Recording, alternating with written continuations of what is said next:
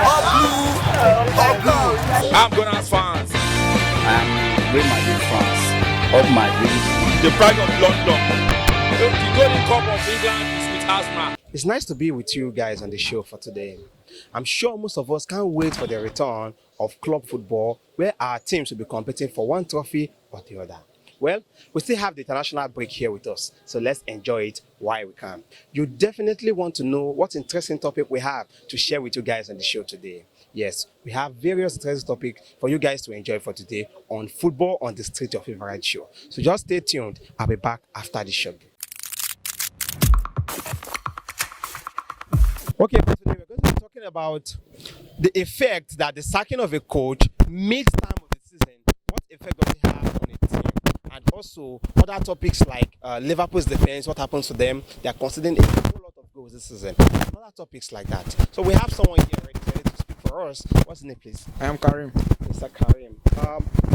What do you think will be the effect when a coach sack or when a team sack their coach midway into the season? You know, Premier League now have like 4-5 coaches. Yeah. Tottenham have sacked their coach. Wolverhampton, Aston Villa, Newcastle. Even Barcelona has done it with their coach. You understand? Yeah. And Man U now, the way it's loaded now, it's like they're going to sack their coach too. But this is just 11 matches into the season. What do you think will be the effect on those players? It depends on the kind of coach that the team wants to employ. Like if we go back to 2013, there was a time that Crystal Palace had a coach, had forgotten their coach, and then they have employed Tony Pulis. Then Palace had lost like almost all their games. But then when Pulis came, he was even the manager of the season. That season that Liverpool came, that season that Gerrard slid, that Liverpool came second also. Yeah, so it depends on the kind of on the caliber of the coach. Like you see, last season too, Chelsea employed Tuchel in between the season. But if you employ someone like say Mourinho, like Mourinho is the kind of coach that you bring a bit of stability in between the season. But when you get to another season, you might still perform. And then the third season, you see the team, like the team for what you're changing. So it depends on the coach, and it depends on the kind of like atmosphere that the Coach coach bring. Well, it depends on the coach to me. It depends on the new coach they are bringing in. For example, we've seen different teams. They sack the coach because although just 11 games into the season, you've already know the style of play and everything. But then, if they are not let me say if they are not okay, like if the game is not going on well, they can bring in another coach. So it depends on the coach. So we have some that they appoint another coach, and then it is a positive result, and some a negative result. So it could go either ways. Yeah, it can go either ways. I mean, I think it could tell negatively because most of the managers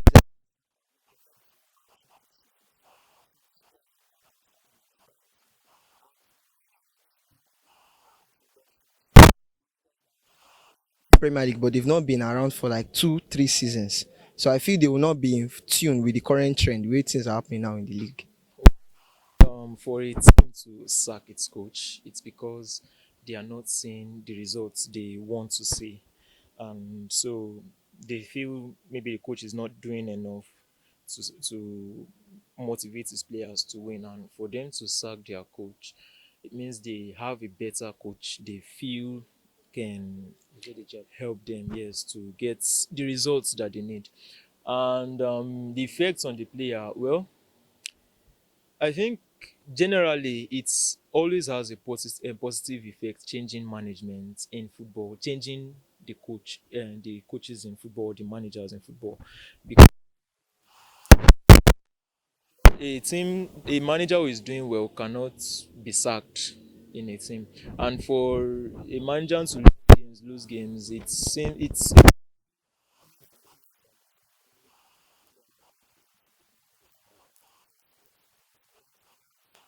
don't like the coach anymore. Yeah, because they don't have confidence in him. But when there is a new manager,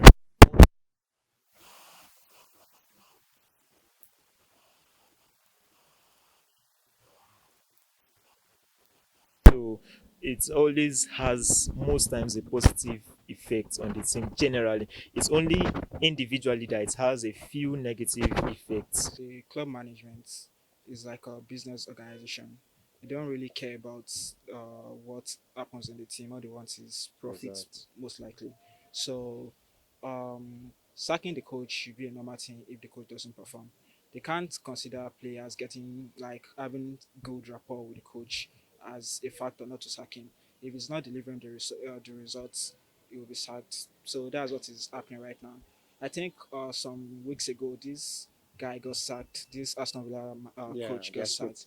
Yeah, so it's just because they don't have very good results like that. I can remember last season when he was performing with the team with players like Grealish, all of them. They were looking so promising then, but when the results changes, it's all over. So it's a normal thing you see in football. And then talking about the players, well, there's nothing the players can do. They are being hired. The club management controls them, so they have to just adapt to the new coaches. Nothing else.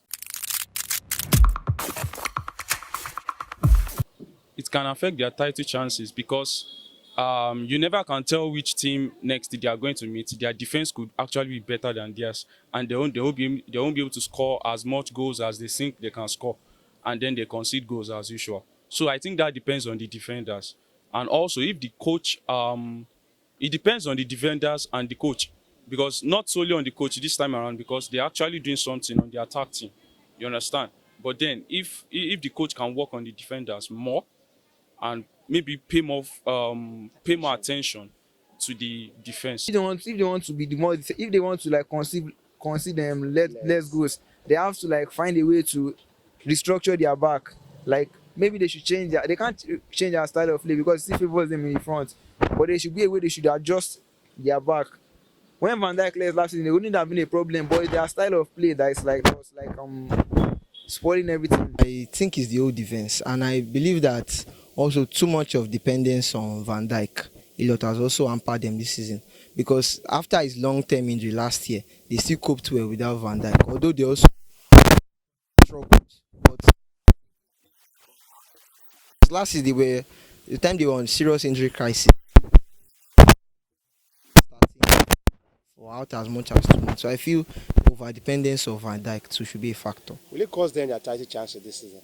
Yes. For the past 4 seasons, Liverpool has been known to have a very strong defense with the likes of Virgil van Dijk, Joey Matip, Trent Arnold, then Andrew Robertson. Uh, but this season, we've seen them concede a lot, like a very lot. I think their goal difference must be like plus. Chelsea has a higher goal difference than them, despite Chelsea scoring lesser goals. So we've seen them considered like 3 goals on like 2 different occasions. They even considered 3 against Brentford. Yeah.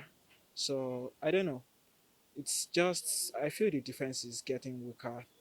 I Do you feel that that injury affected Van Dijk? well, injury affects players sometimes, but I don't know. It's not an excuse. It's not an excuse for me. So Yeah. will it affect their title chances this season? Yeah, I think so because they've been playing like they've been having some kind of bad results due to Consider a lot goals. of goals. Yeah, goals conceding. Today has been filled with fun as usual. Even with the short absence of club football, people's interest in the game of football as a whole has not dwindled.